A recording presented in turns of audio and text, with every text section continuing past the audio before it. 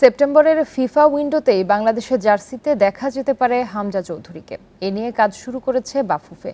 সাধারণ সম্পাদক জানান, হামজাকে দ্রুত বাংলাদেশি পাসপোর্ট পেতে সাহায্য করছে বাফুফে।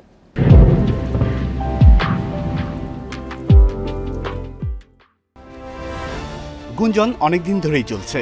বাংলাদেশ জাতীয় দলের হয়ে খেলবেন ইপিএল এর ক্লাব লেস্টার সিটিতে খেলা হামজা চৌধুরী। অবশেষে সেটা বাস্তব হতে যাচ্ছে। যুক্তরাজ্যে জন্ম নেওয়া এই ডিফেন্সিভ মিডফিল্ডারকে পেতে তৎপর বাংলাদেশ ফুটবল ফেডারেশন। তবে লাল সবুজ জার্সিতে হামজাকে পেতে হলে সবার আগে পাসপোর্ট করতে হবে।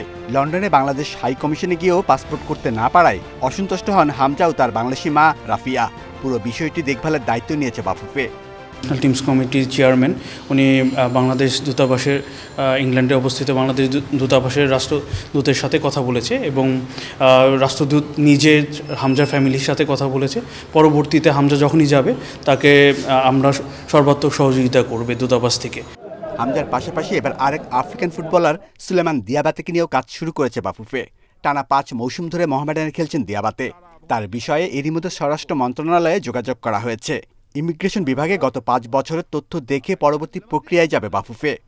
স্বরাষ্ট্র মন্ত্রণালয়ের সাথে আমরা যোগাযোগ শুরু করছি, যাতে তার ইমিগ্রেশনে বাংলাদেশে অবস্থানকালের সময়টা আমরা জানতে পারি। এটা one of the criteria for ফিফার অ্যাপ্লিকেশনের জন্য। আমি মনে করি দিয়াবাতে ইনফরমেশন আমরা স্বরাষ্ট্র মন্ত্রণালয় থেকে সঠিকভাবে পেলে তখন পরবর্তীতে আমরা জানাতে পারব।